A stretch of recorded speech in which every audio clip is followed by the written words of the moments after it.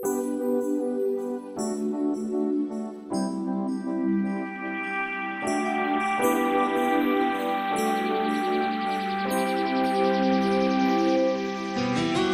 qui m'écoutent se demandent parfois pourquoi de moi ne sortent que des textes rabat-joie, des sonorités mélancoliques et des vers mélodramatiques.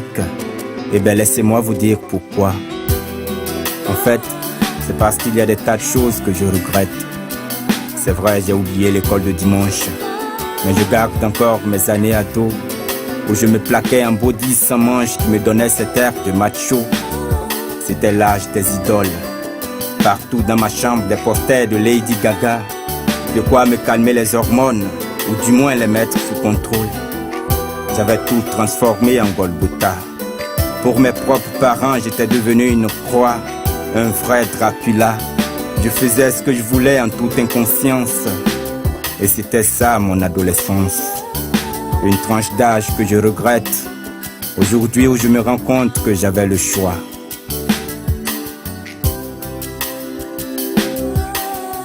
J'ai abordé la jeunesse comme un puma qui guette. Mes plus grands regrets commencent, car j'étais chrétien seulement les jours de fête. Je regrette d'avoir négligé la Bible. Je ne sais plus pourquoi Satan m'a pris pour cible, mais tout le monde que j'ai raté ma nouvelle naissance.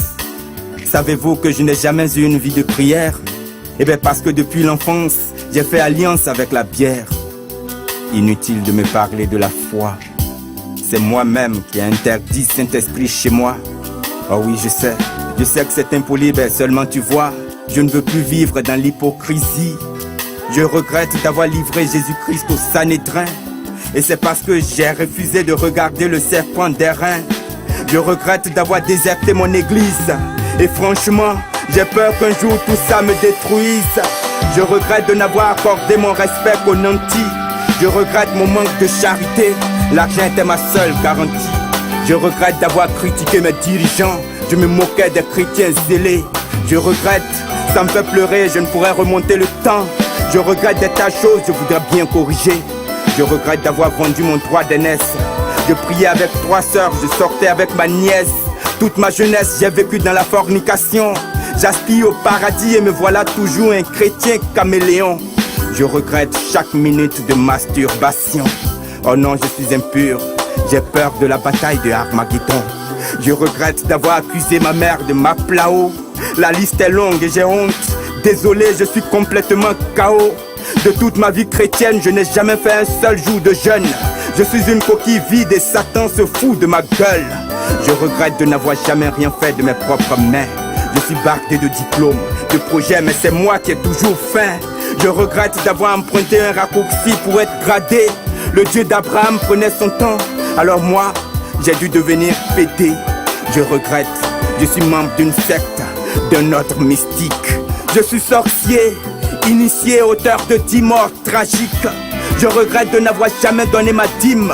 Je me rends au culte sans jamais prévoir l'offrande, parce que je suis avare jusqu'au dernier centime.